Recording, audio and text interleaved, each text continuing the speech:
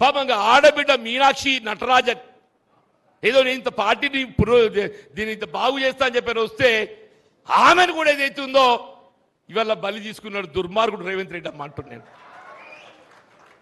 మరి దయచేసి వీళ్ళందరం కూడా వాళ్ళున్న పరిస్థితులు చూస్తుంటే వీళ్ళ మొన్న సర్వే వచ్చింది 119లో 84 86 గెలవబోతున్నాం బీఆర్ఎస్ పార్టీ. అందులో మీ సార్ కూడా ఉన్నాడు లక్ష్మీనరసింహరావు గారు.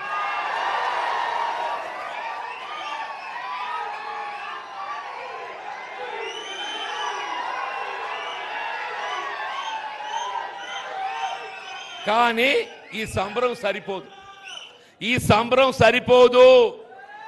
వీళ్ళ కుట్రలు కుతంత్రాలు ఎన్నొస్తాయో తెలియదు. ఈ కుట్రలు కుతంత్రాలను అడ్డుకొని ఏదైతుందో మనం మరింత బలోపేతం కావాలి. ఇవాళ మనం ఉన్నటువంటి ఒక బలం ఏదైతుందో దీన్ని సుస్థిరపరచుకోవాలి. ఉన్న బలాన్ని మనం సుస్థిరపరచుకోవాలి, మరింత బలోపేతం కావాలని చెప్పంటాడు. వీళ్ళ మరింత బలోపేతం కావాలి.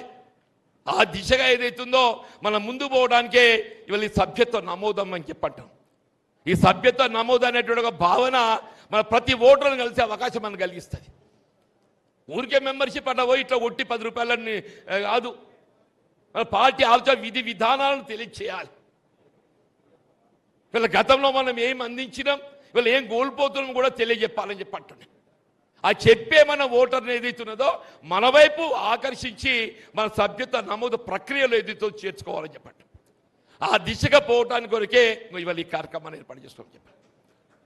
ఏదేమైనా ఇవాళ ఇంత మంచి కార్యక్రమం కేటీఆర్ గారి మరి ఆధ్వర్యంలో నిర్వహింపబడుతుంది.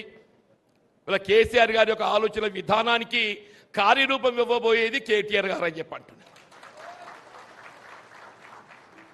ఇప్పుడు కేసీఆర్ గారి యొక్క అనుభవం ఇలా మన రైతాంగం ఇలా బ్రాడ్గా ఏది ఎత్తుందో గ్రామీణ ప్రాంతం మీద వారి దృష్టి ఎక్కువ ఉంటుంది. బ్రాడ్గా గ్రామీణ ప్రాంతం, ఎందుకంటే మనం అంతా కులానికి ఎవరమైనా వ్యవసాయంపై ఆధారపడతాం. ఆ రైతు బాగుంటేనే దేశం బాగుంటుంది, రాష్ట్రం బాగుంటుంది. ఆయన ఆలోచన విధానం అంతా ఏదైతుందో రైతు, ఆడబిడ్డలు, దళితులు, బలహీన వర్గాలు, అల్పసంఖ్యాక వర్గాలు ఇట్లుంటే మరి మన యువత గురించి ఎవరు ఆలోచించాలి?